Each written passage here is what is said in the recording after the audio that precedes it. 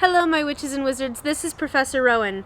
The Fighting Forces Brilliant event starts on the 8th, so we need to go over all of the details.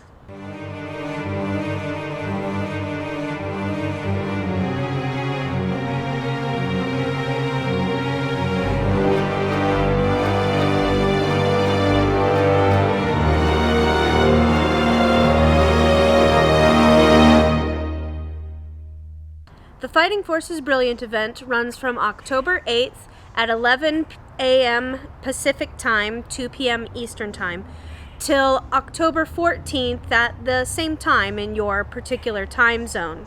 That is just the first week of the event. This is another one of those 2-week split events. The second week runs from October 22nd till October 28th. The Brilliant event port keys will be 3K again. Thank you. So much easier to get taken care of. So they will be 3K, and there's a rumor that they will be distinguishable from regular port keys on the map, so you can tell which kind you're choosing. These 3K port keys will be taking you to Borgin and Berks. It's not a new location, but it's a thematically appropriate one. There's also the announcement that during these 2 weeks, health potions and stimulo potions will be taking 25% less time to brew. All the more encouragement for you to be in fortresses, which all of the tasks are really focusing on, but we'll get to that in a moment. Both weeks will also be offering a free store pack, a present for you, if you will, during the event. The one for week 1 will be giving you 15 energy and 1 red spellbook. The second week's free store pack is more focused towards brewing rare items. It's going to include 2 Erumpet horns. Thank you, because I can't find them anywhere. 15 spell energy, 2 angel trumpets, and a sample of unicorn hair. Let's talk first about week 1. In week 1, there are obviously, it follows the same kind of patterns there always is. There's foundables that you find in the wild. There's foundables that you get for completing tasks.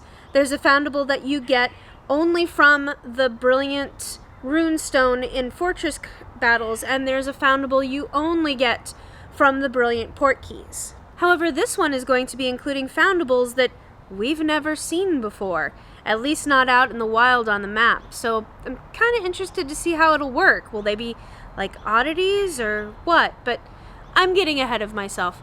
In week 1, the foundables in the wild will be a Death Eater and an Azkaban escapee. For completing tasks, you will be getting a Death Eater's mask, a Azkaban prisoner's prisoner number. The port keys will be getting you Ollivander in chains. And the Brilliant runestones will be getting you the Malfoy family crest. Just like before, any port key picked up during week 1 will give you the foundable for week 1, regardless of when you open it. And any port key picked up during week 2 will give you the foundable for week 2, regardless of when you open it. Until you have all of your foundables for both, and then it could in theory give you one or the other randomly. But now, for our quests. Quest number 1 is going to include you using 1 tonic for trace detection, which I guess could also be your 1 potion for the day. Anyway, defeat 3 oddities and defeat 3 Brilliant Death Eaters. Your rewards for completing Quest 1, besides getting you the usual restricted tomes and a portrait lens of a Death Eater, will also be giving you 1 red spellbook, which, as my Magizoologist will explain to you at some point, I'm sure, is much more valuable than restricted books at this point. Now, having you use a tonic of trace detection, having you use a specific potion in general, is a little outside of the usual, especially since it's the new potion and a lot of people, myself included, have been having difficulty getting the ingredients for it. So I do want to make one thing clear. If you're going to spend the money to brew the potion, check how many Erumpet horns you have, because I'm assuming it's because you don't have Erumpet horns in order to brew it. If you need 2 Erumpet horns, that's the same price as buying the potion outright. So cost-effective time management benefit-wise, you're better off buying the potion at Slug and Jiggers. Quest 2 has you brewing 4 potions, defeating 3 Azkaban escapees, and using 5 healing potions, which you're probably going to need in case you're doing a fortress or something along those lines. You'd have to do things in order to need the healing potions, I guess is where I'm going with that. Your rewards for this one include Reim Blood, restricted books, and again another red spell book. Quest number 3 has you in 3 wizarding challenges, getting 3 Malfoy family crests, and using 5 Estimulo potions. Wait a minute. 3 Malfoy family crests? But the only way you can get the Malfoy family crest is by using the runestone, which, with my luck, means that I'm going to need to, during that time, let's see, I need 3 Malfoy family crests, so that means I'm going to need at least 6 runestones in order to get those family crests, which means I need to level up in the Brilliant event at least to level 6 by this point. So here's a hint for you. Make sure that you're saving up your Brilliant runestones for this part so that you're getting the crests that you need at this time. You only need like 4 or 5 of the family crests to finish it off, so you might even finish it off at this point as well. This one rewards you with some pretty cool looking stickers, including an animated full moon and more restricted tomes.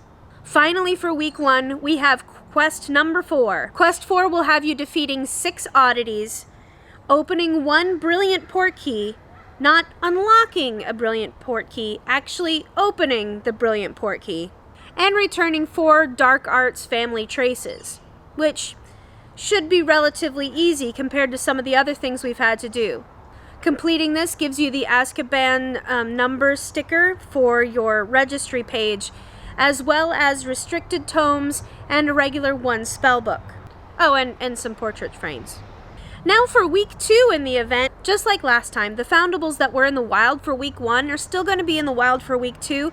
We're just going to get a new one added to it, and this one is going to be Sirius Black. By completing tasks, we're going to get foundables of a troll's leg umbrella stand, ew, creature with a locket, a brilliant Phoenix Patronus fragment, not the Phoenix Faux like we thought, just a Phoenix Patronus. In the port key for week 2, we will be finding a portrait of Phineas. We'll need 5 of those. The Wizarding Challenge Brilliant Runestone will be giving you a portrait of the Order of the Phoenix, and you're going to need 3 of those. We talked already about what the special gift for week 2 will be. It's going to be a lot of ingredients and 15 energy. So let's get on to our tasks. Quest number 1 will be to dine at an inn 2 times, brew 6 potions, and defeat 3 oddities. Some of this sounds like it's part of your daily quests, is it not? Your rewards will be 2 restricted section books, 1 regular red spell book, and ingredients, Reim Blood and Lovage, I believe. Quest number 2 will be collecting 3 brilliant Sirius Blacks, using 5 Estimulo potions, and opening 2 brilliant port keys. Again, not unlocking brilliant port keys, opening brilliant port keys. The rewards for this one include the creature with a locket sticker, restricted tomes, regular spellbook, a bunch of other frames and other doodads as well. Quest number 3 is going to be use 2 tonic for trace detection potions. Alright. I hope they're going to be giving away more horns and port keys, because I have yet to get one. Defeating 6 oddities, and defeating 9 foes in wizarding challenges. The rewards for this one include restricted books, a red spell book, Tom Riddle's tomb sticker, and the troll leg foundable. And finally, we come to quest number 4, which honestly I think sounds a little easier compared to some of the others. It's cast 15 great spells, which by now, with all of your practice, you should be casting a fairly high percentage of your spells as at least high good, if not great or masterful. Use 5 potent Estimulo potions, the potent ones, and open 4 brilliant port keys. So they're requiring you to open more port keys than you need foundables for. So keep that in mind. The rewards for this one is 50 gold, Dementor animated sticker, 5 restricted books, 1 spell book, and the Phoenix registry sticker. However, there's also a bonus assignment. A lot of us have been completing our brilliant events relatively quickly, so there's a special thing for those of us who are completing them ahead of schedule. There is a bonus registry assignment. This bonus task is only available if you complete parts 1 and part 2. The bonus quests are to defeat 10 brilliant Death Eaters. That will get you 1 red spellbook. Defeating 25 oddities will give you a title for your ministry ID. Participating in 10 wizarding challenges will earn you a variant for the Death Eater mask's portrait lens. If you complete all 3 of these bonus tasks, you'll get 1,000 wizarding XP, 100 brilliant family XP, and the Fighting Forces Achievement Badge. This is our first brilliant event that has an achievement attached to it. So there you have it, my witches and wizards, everything you need to know for week 1 and week 2 of the new Fighting Forces Brilliant event. If you're finding these videos helpful, please like, subscribe, share. They're so helpful to us. Leaving a comment. We're collecting comments right now, trying to get some ideas for videos to be making. So if you would like to see something that we specifically address, please put it in the comments below. We also have more videos that are going to be coming from Ireland. They just haven't been finished editing yet. Sorry. So until next time, my witches and wizards, keep your eyes peeled, your ears open, and your wands ready.